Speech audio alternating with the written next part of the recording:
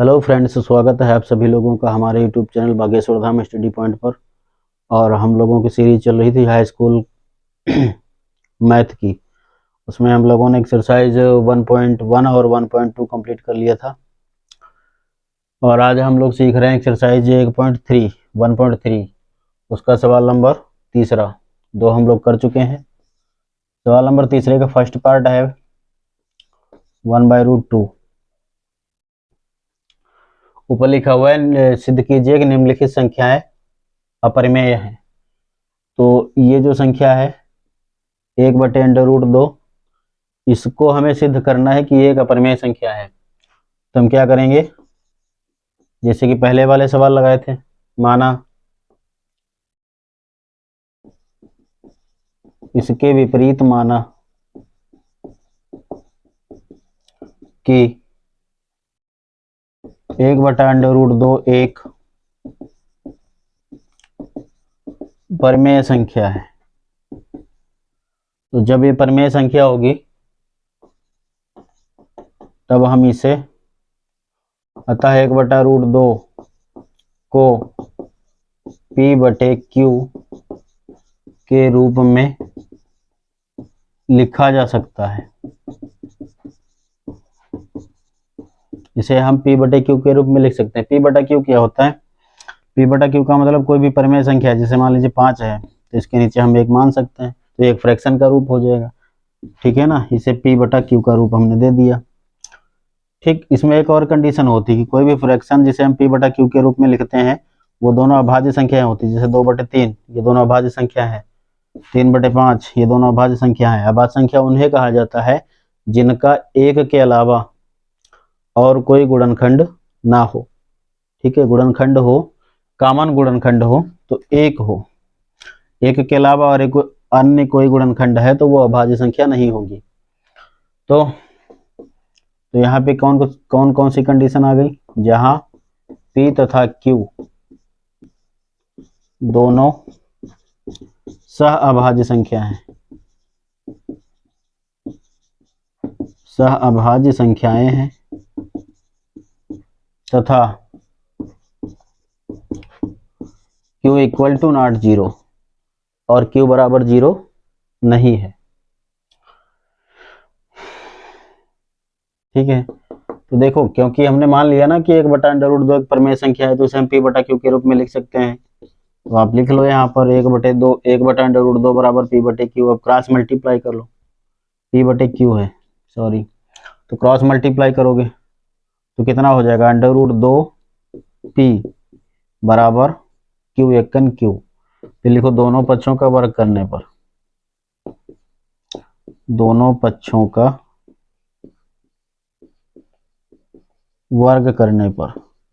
आप जब दोनों पक्षों का वर्ग करेंगे तो क्या बनेगा? 2√2P की होल स्क्वायर बराबर Q स्क्वायर। तो ये कितना हो जाएगा? √2 से 2 बचेगा और P स्क्वायर बराबर Q स्क्वायर, या P स्क्वायर बराबर क्या होगा? Q स्क्वायर बटे 2। अच्छा, ये देखो 2 कहाँ से आया? किसी भी √2 पे अगर जो स्क्वायर लगा दें तो क्या मिलेगा? मतलब किसी भी संख्या पे अगर जो स्क्वायर लगा दें, रूट लगी हो उस पे स्क्वायर लगा हो, तो क्या प्राप्त होगा? रूट का मान होता है 1/2, यानी पावर, उस संख्या की पावर 1/2। जैसे 2 पर स्क्वायर लगी तो इसका मतलब हो गया 2 की पावर 1/2, और इसकी स्क्वायर भी है साथ में, तो ये 2 कट गया, क्या मिला हमको? 2 मिला। तो जनरली कह दिया जाता है कि किसी भी संख्या के ऊपर अगर जो रूट लगा है और उसके ऊपर स्क्वायर है तो हमें वही संख्या प्राप्त हो जाती है अंततः। ठीक है, तो यहाँ पे क्या हो गया? यहाँ पे देखिए क्यू स्क्वायर के नीचे कितना आया? 2। इसका मतलब ये हुआ कि जो 2 है वो क्यू स्क्वायर को डिवाइड कर रहा है। फॉर एग्जांपल ऐसे समझो, जैसे 10 पर स्क्वायर लगी है, 10 स्क्वायर और बटे में 2 लिखा है, तो 2 10 स्क्वायर को डिवाइड करेगा ना? बिल्कुल करेगा। देखो 10 स्क्वायर का मतलब हो गया 10 गुणे 10, बटे में तो 2 है, ये काट सकता है, इसको कट गया। तो जब 2 से 10 का स्क्वायर कट सकता है तो 10 भी कट सकता है। इसका मतलब ये हुआ कि जब 2 क्यू स्क्वायर को डिवाइड कर रहा है, यहाँ पे लिखो क्योंकि 2 क्यू स्क्वायर का गुणनखंड है। भाई गुणनखंड है तभी तो डिवाइड करेगा, क्योंकि 2q² का गुणनखंड है, अतः 2q का भी गुणनखंड होगा। समीकरण फर्स्ट। इसी प्रकार से हमको समीकरण सेकेंड बना लेना है कि जो 2 है ना वो q इसको p² को भी डिवाइड करता है, तो ये इरेज कर दिया जाए।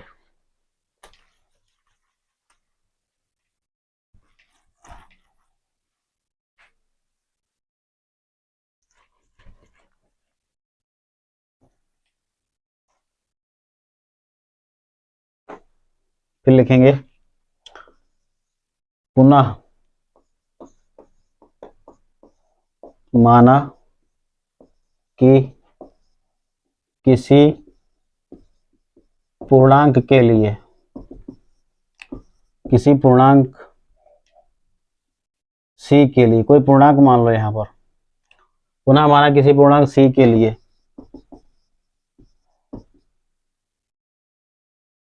q बराबर 2c। यहाँ पे हमको डिजिट वही रखना है जो डिजिट, जो संख्या कह रहा है कि ये इसको सिद्ध करो अपरिमेय संख्या के रूप में, तो जो जिस संख्या को दे दे सिद्ध करने के लिए वही डिजिट रखेंगे। तो अब ये क्या हो जाएगा, इसलिए 2p² बराबर, देखो जहाँ पे q² था वहां पे q² की वैल्यू रख देंगे 2c की होल स्क्वायर, तो ये कितना बनेगा 2p² बराबर क्या हो जाएगा 4c² हो जाएगा। ये 4c² बराबर क्या हो जाएगा 2p²। ये 4 यहाँ से हटाओ और इधर ले आओ, 2 × 2 2 दूना 4, तो c² बराबर क्या बचा p² बटे 2। ठीक है ना, तो इसका मतलब क्या हो गया,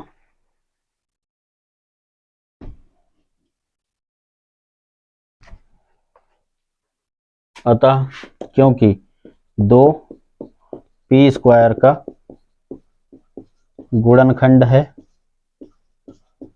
तो है क्योंकि 2p² का गुणनखंड है, अतः 2p का भी गुणनखंड होगा, p का भी गुणनखंड होगा। समीकरण 2। तो समीकरण 1 और 2 से हमें क्या मिल रहा है, अतः स्पष्ट है कि, ये लिखो, अतः समीकरण फर्स्ट तथा सेकेंड से स्पष्ट है कि p तथा q का एक के अतिरिक्त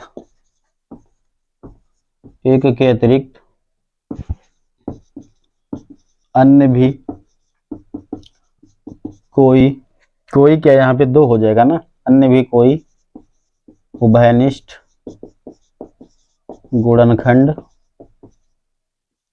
गुणनखंड हैं। ठीक, इससे यह सिद्ध होता है कि p तथा q दोनों सहभाज्य संख्या नहीं है। इससे हमारी इस कल्पना का विरोध होता है कि p तथा q सहअभाज्य संख्या नहीं है, सहअभाज्य संख्या नहीं है। तो यह विरोधाभास क्यों हुआ है, यह विरोधाभास हमारी गलत परिकल्पना के कारण हुआ है। कौन सी गलत परिकल्पना, वो वाली जो माने थे ना कि √1/2 1/√2 एक परिमेय संख्या है। ये ये कल्पना हमारी गलत साबित हो रही है, अतः 1/√2 एक अपरिमेय संख्या है। ठीक है, कैसी संख्या है? अपरिमेय। बस, it is complete, it is proved, ये सिद्ध हो गया। अब इसका सेकेंड पार्ट देखते हैं, कितना लिखा है? 7√2 5, 7√5।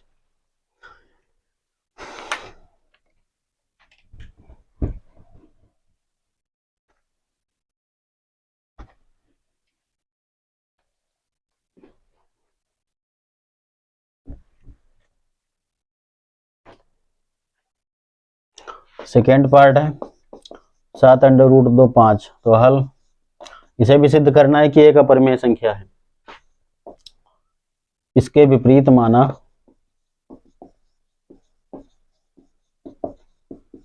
कि 7√5 एक परिमेय संख्या है। कैसी संख्या? परिमेय।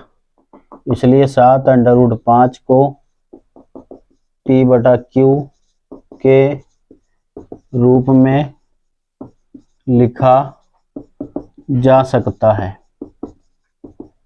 जहां P तथा Q दोनों सह अभाज्य संख्याएं हैं। तथा एक और कंडीशन है यहाँ पर कि जो Q है ना, वो 0 के बराबर नहीं है। Q equal to not 0, Q बराबर 0 नहीं होना चाहिए।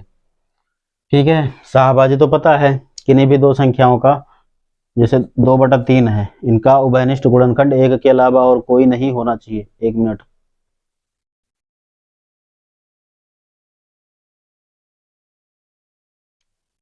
ओके, मोबाइल की बैटरी डाउन हो गई। ठीक है, तो 7√5 बराबर P/Q। 7 को उधर भेज दीजिए। √5 बराबर क्या हो जाएगा? P/Q गुणे 1/7। देखो 7 इधर मल्टीप्लाई में था, तो इस साइड में आएगा तो मल्टीप्लाई का उल्टा, यानी गुणा का उल्टा किस में आएगा? भाग में। तो ये क्या हो जाएगा? √5 बराबर P/7Q। ठीक है, तो यहाँ पे लिखो, क्योंकि P, Q तथा 7 क्या है? सभी पूर्णांक है। और जब कोई पूर्णांक होता है ना, तो वो परिमेय संख्या होती है। अतः P/7Q एक परिमेय संख्या है। कैसी संख्या है? परिमेय संख्या है, परंतु इसका बायां पक्ष, कौन सा बायां पक्ष? ये वाला। ये बायां पक्ष है, दायां पक्ष।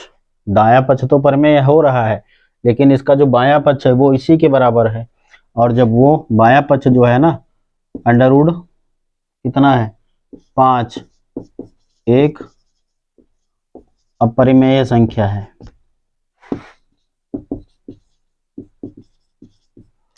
अतः इससे हमारी इस कल्पना का विरोध होता है कि 7√5 एक परिमेय संख्या है। यानी हमने जो ये माना था कि 7√5 एक परिमेय संख्या है, ये कल्पना हमारी गलत साबित हो रही है। इसलिए 7√5 एक अपरिमेय संख्या है। ठीक है, ये हो गया। अब देखते हैं इसका थर्ड पार्ट कितना लिखा हुआ है। लिखा है 6 + √2। इसे इरेज कर देते हैं।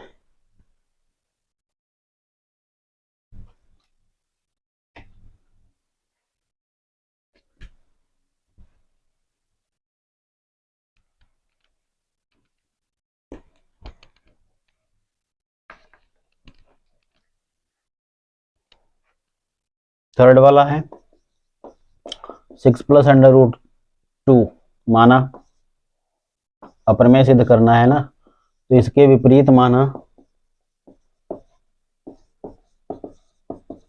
कि 6 प्लस अंडर रूट 2 एक परिमेय संख्या है। तो जब ये परिमेय संख्या होगी तो इसे भी हम p बटा क्यू के रूप में लिख सकते हैं। इसलिए 6 प्लस अंडर रूट 2 को p बटे क्यू के रूप में लिखा जा सकता है, जहां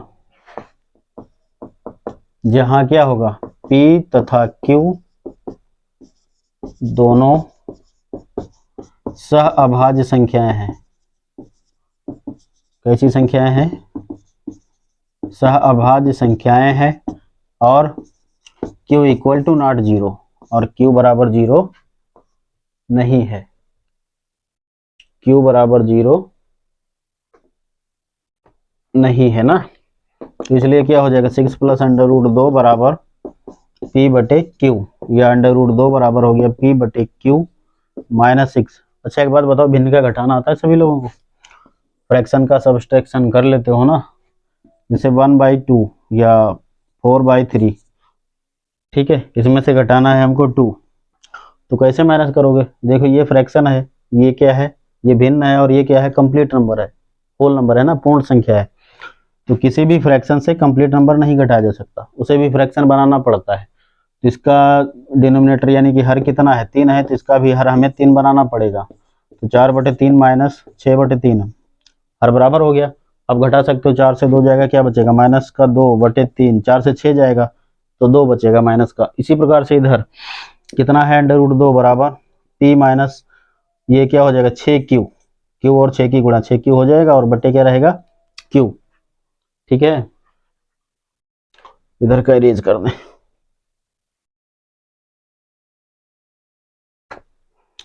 अब देखो, अब यहां पे लिखो, क्योंकि p कामा q तथा 6 क्या है, सभी पूर्णांक हैं, और जब एक संख्या में सभी पूर्णांक होते हैं तो संख्या हमारी परिमेय होती है।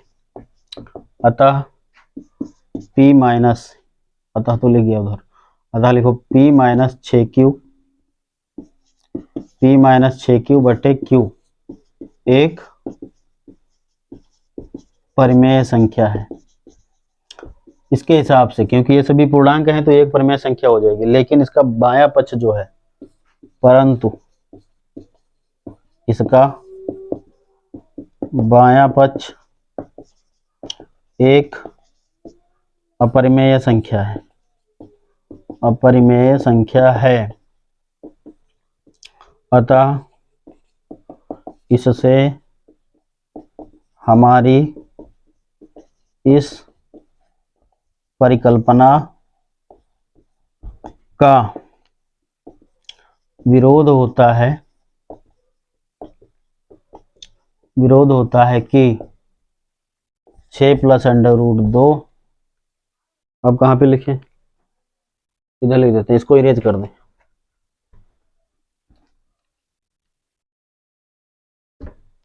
6 प्लस अंडर रूट 2, अतः इससे हमारी इस परिकल्पना का विरोध होता है कि 6 प्लस अंडर रूट 2 एक परिमेय संख्या है। ठीक है, तो जब ये एक परिकल्पना गलत हो गई तो सिद्ध क्या होगा, फिर सही क्या होगा? इसलिए हम कह सकते हैं कि 6 प्लस अंडर रूट 2 एक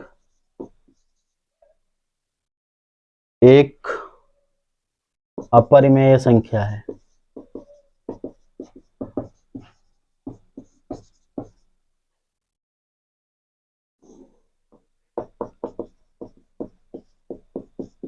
इट इज प्रूव्ड।